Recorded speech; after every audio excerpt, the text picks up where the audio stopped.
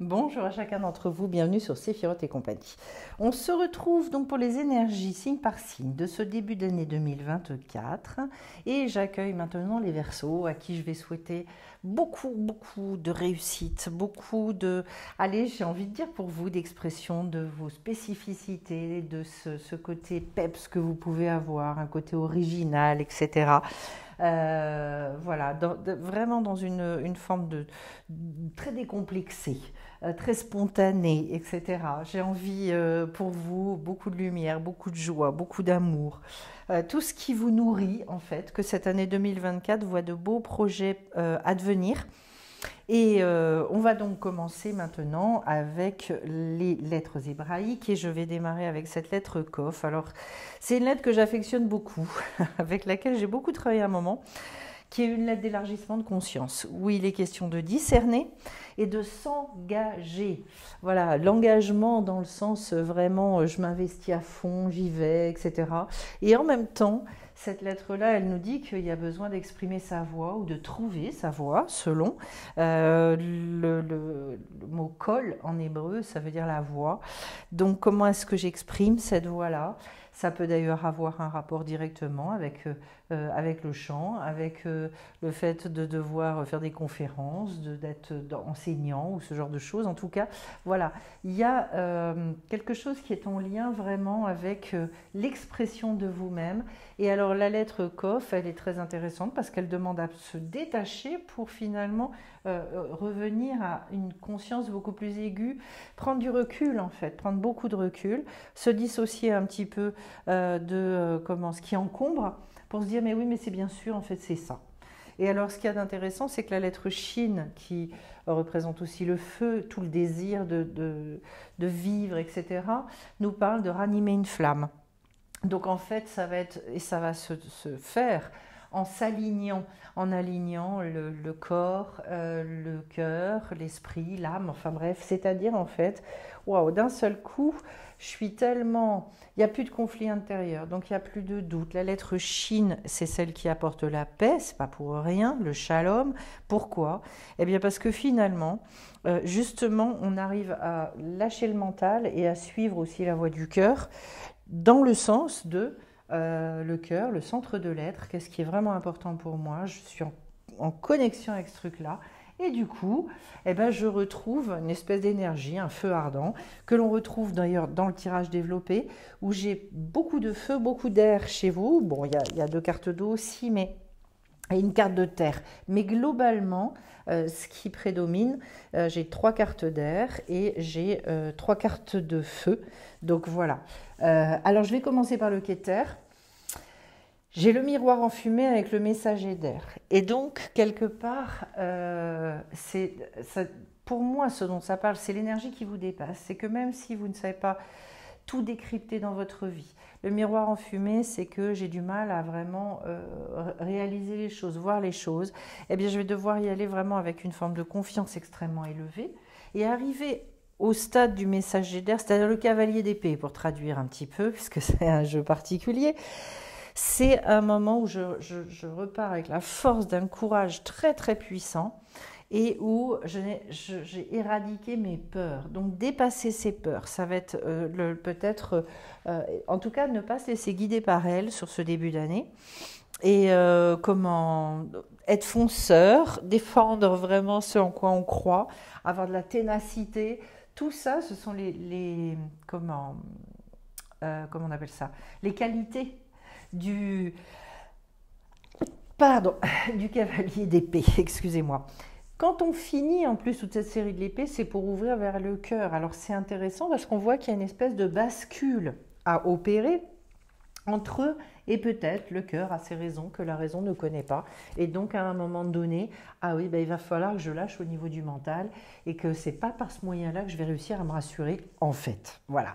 Au niveau de la Rokhma, c'est-à-dire toute cette sagesse révélée, eh bien j'ai la quiétude, ce qui nous montre qu'en fait vous avez besoin de retrouver ça, revenir vers vous, lâcher, vous rassurer, etc. Retrouver un certain degré d'évidence.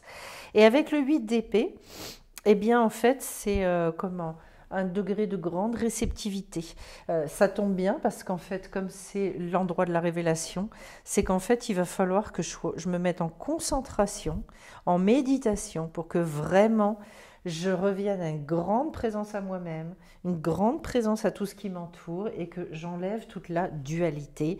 Donc en fait, au-delà de la raison, les solutions existent et c'est ce que vous dit le 8 d'épée.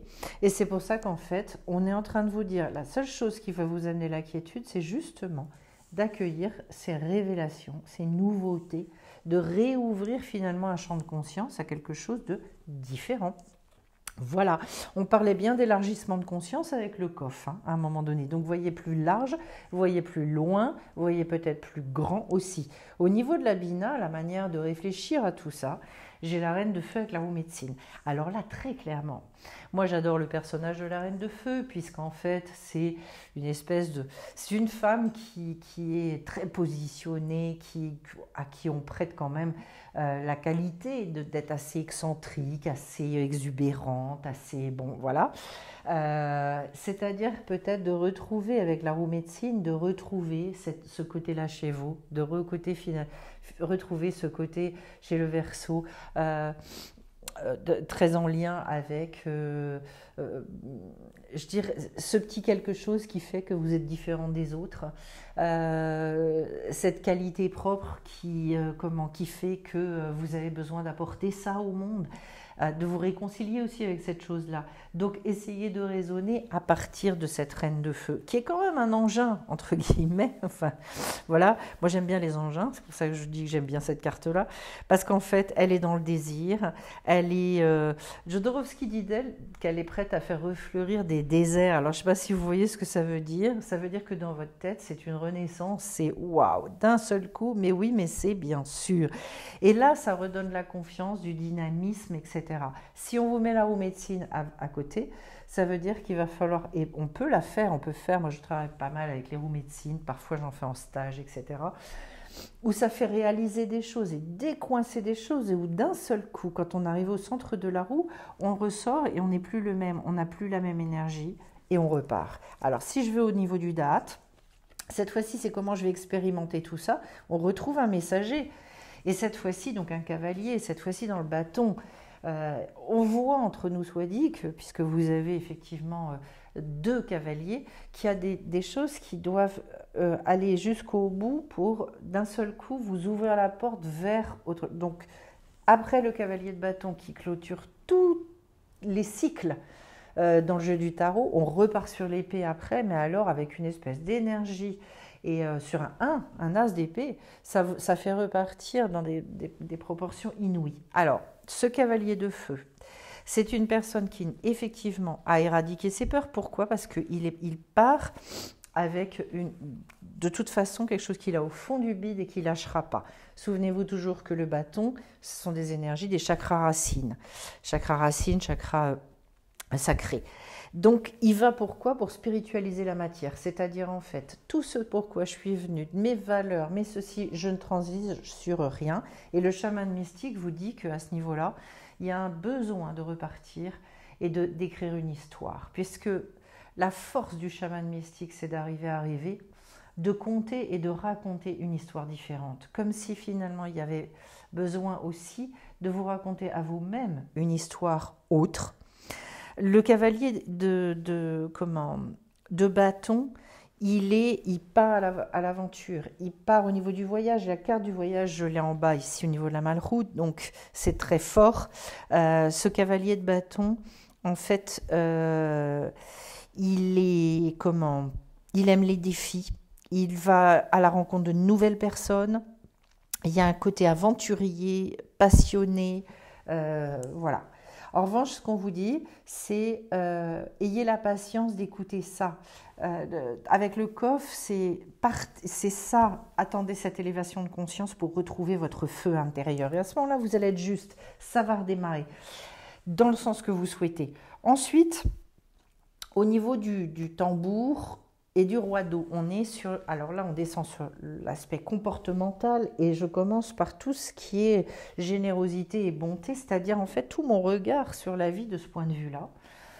eh bien, en fait, j'ai le tambour et le roi d'eau. Donc, on nous dit d'emblée qu'il va falloir respecter votre rythme, mais aussi, puisque le tambour, c'est aussi ce qui met en état de transe et ce qui fait qu'on arrive à se connecter justement à son intuition, au message de la vie, au message du monde invisible, et en lien avec le roi d'eau. Le roi d'eau, il est d'une générosité, il a le cœur qui déborde, c'est quelqu'un d'hyper fiable, hyper présent, hyper à l'écoute.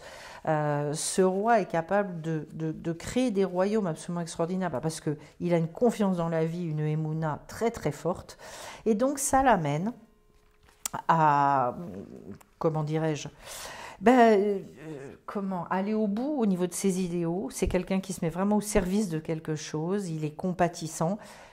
Ça peut parler de projets thérapeutiques, de projets parfois culturels, artistiques aussi, tout ce qui est édition, etc., etc. Donc en fait, le but, en fait, c'est de ne pas fuir ces émotions-là et avec le tambour, en fait, d'aller regarder vraiment sur parfois ce qu'on refoule, ce qu'on ne laisse pas suffisamment émerger et de croire avec le chaman mystique que tout ça est possible. En face, je suis sur le niveau de la Gvura. Alors cette fois-ci, c'est comment est-ce que, cette fois-ci, le regard rigoureux, cadré qu'il va falloir que j'ai sur la vie, sur ce qui m'entoure. Et j'ai la carte de tempérance et la carte de la malédiction. Eh bien, ce qui m'intéresse avec tempérance, premièrement, c'est que c'est la carte qui nous dit qu'il y a un renouvellement des énergies subtiles. C'est une carte qui nous parle de devoir justement éventuellement travailler sur sa respiration, relibérer le diaphragme, retrouver une fluidité dans les choses au lieu de faire un peu trop à la force du poignet. Le Verseau est un signe qui sait aussi être à son écoute. La seule chose, c'est attention de ne pas le faire dans le stress. On vous parle bien de repartir d'un endroit d'équilibre, de quiétude vous concernant. Et de croire effectivement que la vie veut le meilleur pour vous. Alors, cette carte de tempérance, elle est belle, elle est hyper importante parce qu'en fait, c'est elle qui nous ramène vers l'harmonie, vers la sensation de protection aussi, quelque part, qui amène beaucoup de douceur, beaucoup de paix, etc. Parfois, ça demande aussi d'alléger un petit peu son passé. Alors, la malédiction, c'est quoi? Associé à ça, ça voudrait dire que justement, faut que vous ayez conscience, en fait, que c'est à partir de cet endroit-là que vous pouvez avancer. N'écoutez pas vos doutes, n'écoutez pas les paroles négatives, n'écoutez pas tout ce qui, je dirais, vous met à plat, vous décourage, etc., etc. En fait, la malédiction, quelque part, pour l'essentiel, on se la crée soi-même. C'est-à-dire que c'est notre manière de voir les choses, c'est notre manière de les vivre. Très souvent, les personnes qui travaillent avec moi ont appris finalement et témoignent que dans la journée, elles apprennent à, quand elles sentent que ça dévie, qu'il y a une perte d'équilibre, paf, je me reprends 2 minutes, je respire, je reviens. C'est un entraînement. Et en fait, à partir de là, je recommence à prendre des décisions, à vivre ma journée. Et que de cette manière-là, en fait, les journées ne sont plus du tout vécues de la même manière. Attention à vos paroles aussi. Très clairement, le cadre, c'est qu'est-ce que je dis de moi, qu'est-ce que j'exprime par rapport à tout ça. Parce qu'en fait, vous savez que le verbe est créateur. Et ça n'est pas rien de le dire. C'est-à-dire, en fait, utiliser beaucoup des paroles positives, des paroles qui sont dans une énergie qui a trait à cette carte de tempérance. Au niveau de Tiferet maintenant, donc c'est la place de l'harmonie, la place de l'équilibre. J'ai la voie de la beauté, rien que ça, avec un roi d'air. Donc on retrouve de l'air ici. Et là, la voie de la beauté étant cette voie du juste milieu, c'est-à-dire on vous dit recherchez ce qui vous fait du bien, recherchez ce qui vous... recherchez aussi à relier vos antagonismes, vos ambivalences. Alors ce qu'il y a d'intéressant, c'est que ça passe aussi, et c'est en lien avec le roi d'air étant un personnage très posé. Quand on est en face d'un roi d'air, en fait, on se dit waouh, quelle souplesse, quelle aisance, voilà, c'est plein d'intelligence, c'est plein de, il y a un côté très très, je dirais, stratégique. Il peut dire des choses auxquelles on ne s'attend pas du tout. En tout cas, il est bon, d'une clairvoyance extraordinaire, il sait très bien exprimer les choses. C'est quelqu'un qui est assez stratège aussi. Donc grand discernement, comment dire, grande force aussi dans les idées qu'il peut avoir. Et j'ai l'impression qu'en fait, les deux associés, ça nous dit que vous avez besoin pour retrouver l'équilibre, de retrouver cette assurance du roi d'air. Voilà, dans ce que je vous dis, ben finalement, en fait, oui, ça a cette puissance, ça a cette force, c'est évident pour moi, et j'avance avec ça. Derrière, au niveau du Netzar, donc c'est toute la détermination. J'ai le cercle avec le 3 d'eau.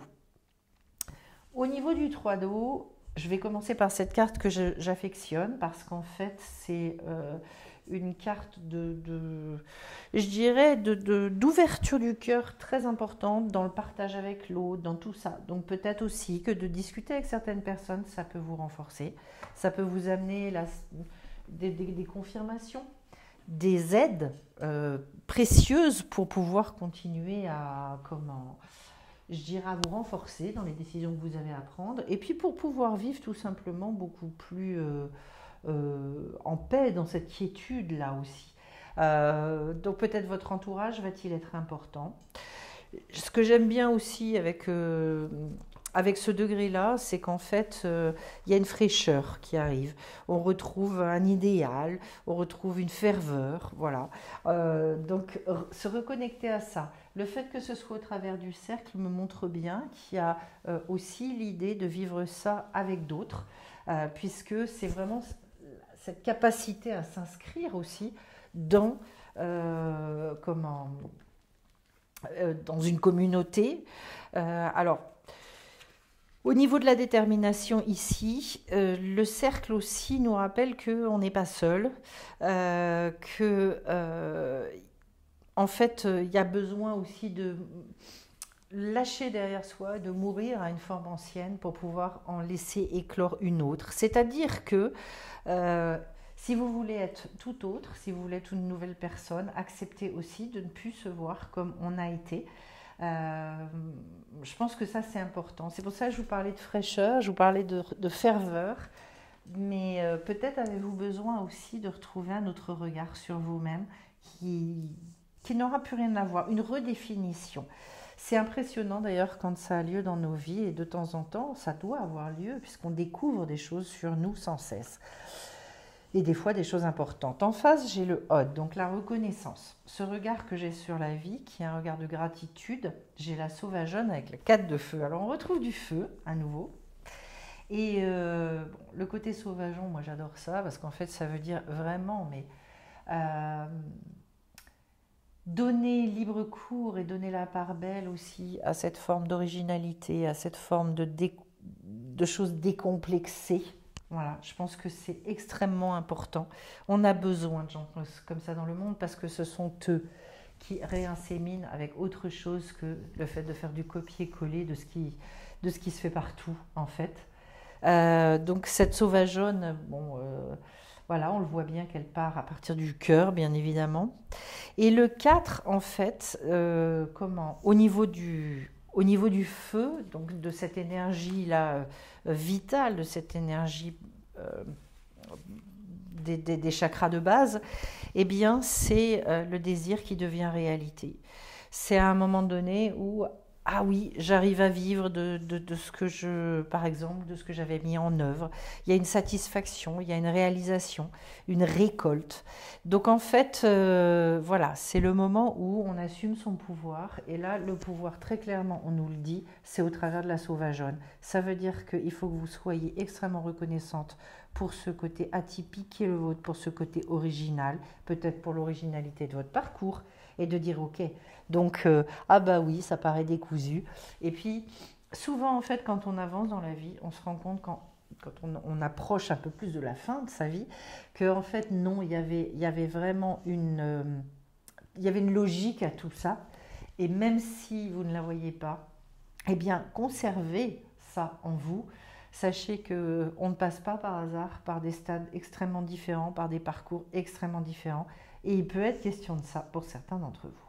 Au niveau du Yesod, donc le fondement de tout, voilà. Et le placement de la volonté, j'ai la carte du sacrifice, ce qui me montre bien que je pense qu'il y a des choses à laisser tomber, comme je vous le disais, laisser la forme ancienne, développer un autre regard sur soi. Eh bien, c'est quoi sacrifier? Sacrifier, c'est accepter de changer ses croyances, c'est accepter de changer le regard qu'on porte sur soi, c'est accepter des fois de changer de voie, accepter de déménager, accepter de plein de choses en fait. Voilà. Et que finalement, on n'arrête pas de sacrifier des choses pour que d'autres puissent naître. Et c'est vraiment comme ça que moi, je perçois le sacrifice. Et on se retrouve avec un troisième cavalier, ce qui me montre et ce qui confirme le fait qu'il peut y avoir des gros changements dans votre vie qui se mettent en place durant cette période, soit qui se décident. Et je pencherai pour l'idée de la décision, puisque vous allez voir la carte avec laquelle on finit. Ce messager de terre... donc clôture à nouveau toute la série et c'est celui qui va spiritualiser la matière dans le sens de je dirais vraiment d'aller vivre les choses à une hauteur que vous ne soupçonniez pas comme étant possible. Ah oui, j'ai ça en moi, oui, je vais réussir à l'exprimer, oui, je vais le faire.